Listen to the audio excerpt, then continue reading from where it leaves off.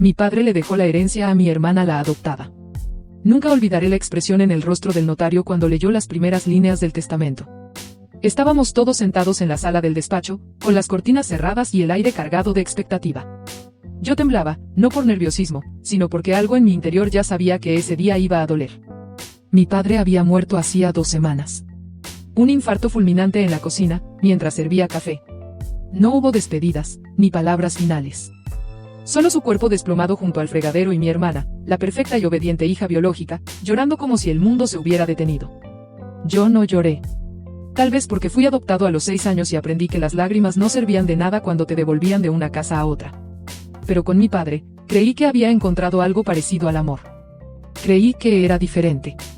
Cuando el notario abrió el sobrelacrado y empezó a leer, mi corazón se detuvo en seco. Dejo todos mis bienes, propiedades, cuentas bancarias y acciones a mi hija de sangre, Claudia Ramírez. Los hijos adoptivos, aunque apreciados, no tienen derecho legítimo sobre lo que se forja en la sangre y la tradición familiar. No lo dijo con odio. No lo escribió con rabia. Lo redactó con una serenidad monstruosa, como si yo nunca hubiera sido parte de su historia. Claudia no me miró. Mantuvo los ojos clavados en sus manos, que no temblaban en absoluto. Como si lo supiera. Como si lo hubiera planeado. La rabia no vino de inmediato. Lo que sentí primero fue una especie de vértigo. Como si estuviera cayendo y nadie intentara atraparme. Como si nunca hubiera existido realmente para él. Pero lo peor no fue el testamento. Lo peor fue el sobremanila que el notario me entregó al final. Uno que mi padre había dejado expresamente para mí. Dentro había una carta. Solo una línea, escrita a mano. Sangre es sangre. No insistas. La tinta no se había secado del todo. No dormí esa noche. Me quedé sentado en la cama con la carta entre las manos, leyéndola una y otra vez como si las palabras pudieran cambiar si las miraba lo suficiente. Sangre es sangre. No insistas. Eso era todo. Ni una explicación, ni un "lo siento", ni siquiera una despedida digna. Solo ese veredicto seco, brutal. Claudia no me llamó. No me escribió. Ni siquiera se dignó a cruzar una palabra cuando salimos del despacho del notario. Subió a su coche negro y se fue, como si yo fuera un simple invitado en el funeral de nuestra familia. Esa misma noche revisé todo lo que tenía de mi padre. Fotos, cartas antiguas, una caja con recuerdos que él me había dado cuando cumplí 20. Una medalla de fútbol que, según él, era de su juventud. Una pulsera rota. Una foto en blanco y negro de su madre, mi abuela, que siempre decía que me quería, como si fuera suyo. Mentiras.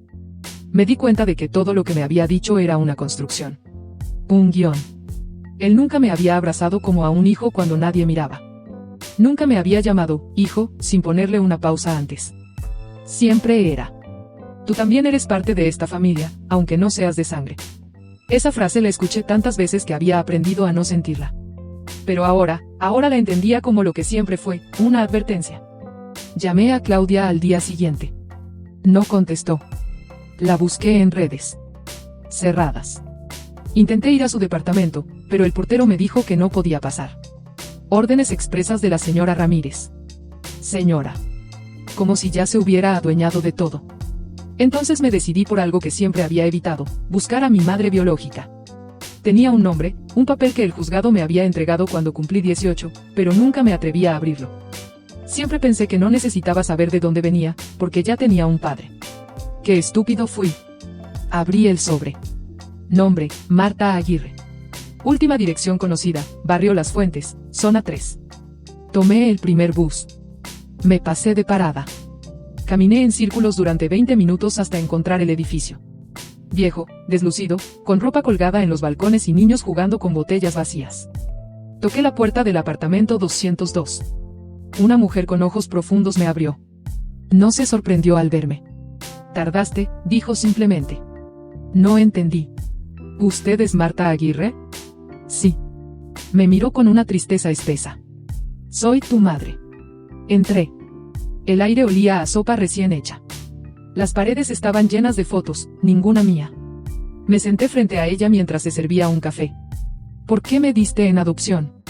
Le solté, sin rodeos. Marta suspiró, como si hubiera estado esperando esa pregunta toda su vida. ¿Por qué me obligaron? Porque tu padre, tu verdadero padre, no quería saber nada de ti. ¿Y quién es él? Pregunté, sintiendo como el vacío se me cerraba en el pecho. Ella levantó la mirada. Luis Ramírez.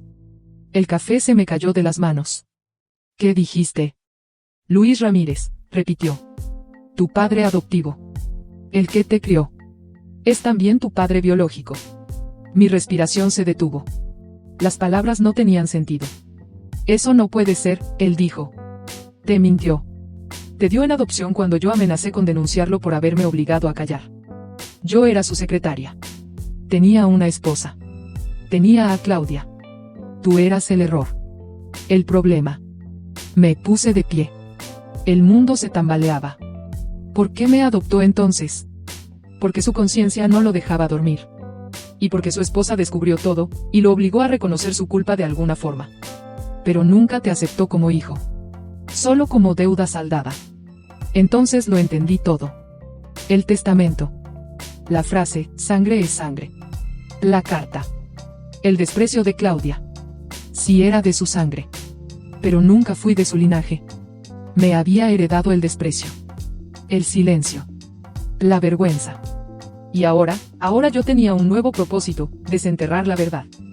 Porque si Luis Ramírez quiso borrarme del mapa, haría todo lo posible para que el mapa entero ardiera con su nombre grabado en fuego.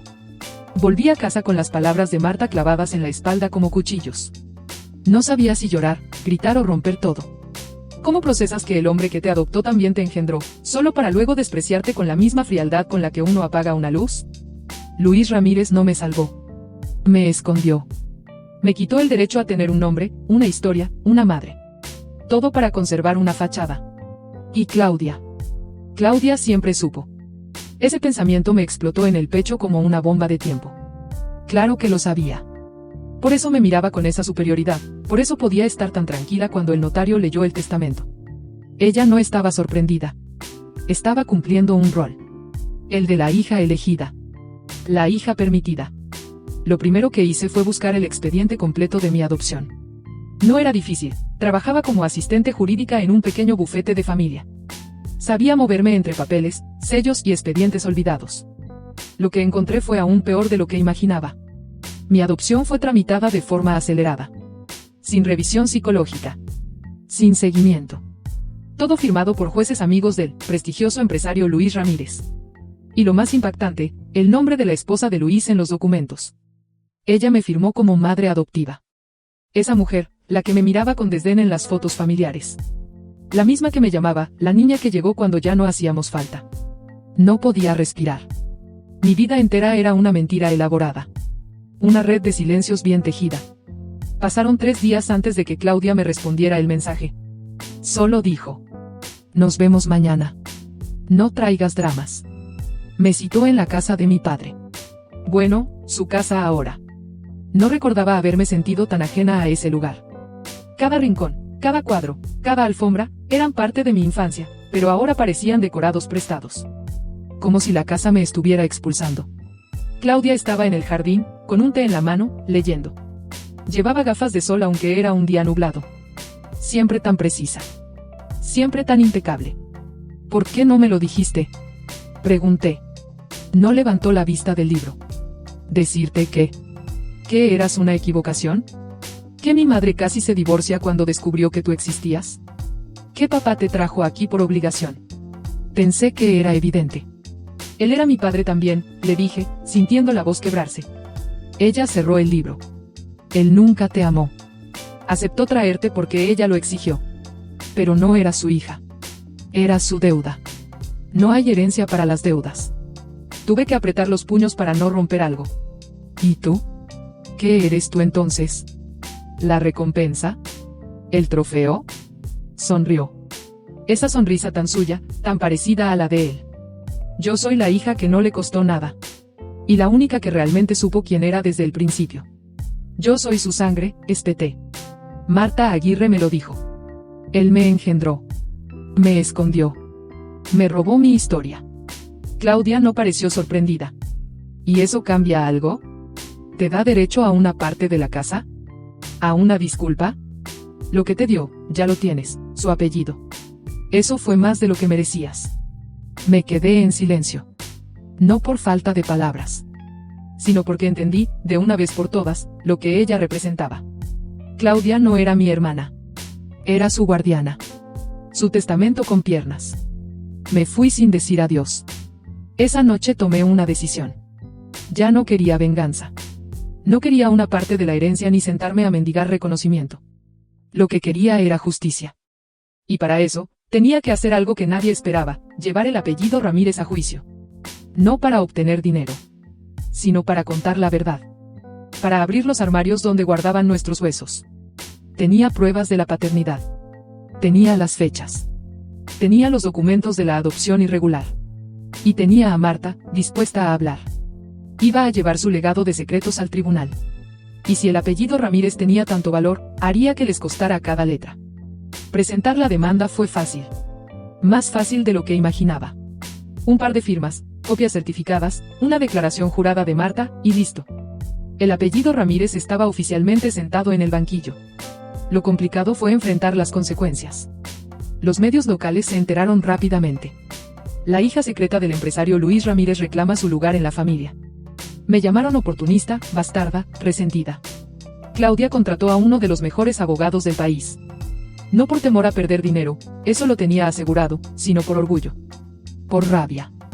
Durante la audiencia preliminar, me miró como si yo fuera un mosquito en su cena. Te estás exponiendo, me dijo en voz baja, apenas un susurro entre dientes. ¿Qué vas a lograr con esto? Él está muerto. No puede darte lo que nunca quiso darte. Le respondí sin mirarla. No estoy aquí por él. Estoy aquí por mí. Y era verdad. Por primera vez, todo lo que hacía era para recuperar algo que me habían quitado desde antes de saber hablar, mi voz. El juicio comenzó lento, entre trámites, objeciones y tecnicismos. Pero luego, el día que Marta subió al estrado, la sala entera cambió. Contó todo. Con detalles. Con fechas. Con lágrimas que no buscaban lástima, sino redención. Dijo cómo conoció a Luis. Cómo él prometió que se haría cargo. Cómo desapareció cuando supo que estaba embarazada. Cómo, años después, apareció con su esposa, proponiendo adoptar a la niña para mantener el escándalo bajo control. La jueza la escuchaba con atención. Los medios se hicieron un festín con la historia. Pero lo más impactante fue lo que vino después. Los ex empleados de Luis, antiguos socios, incluso la enfermera que lo cuidó en sus últimos días, comenzaron a hablar. Nadie tenía una historia amable sobre él.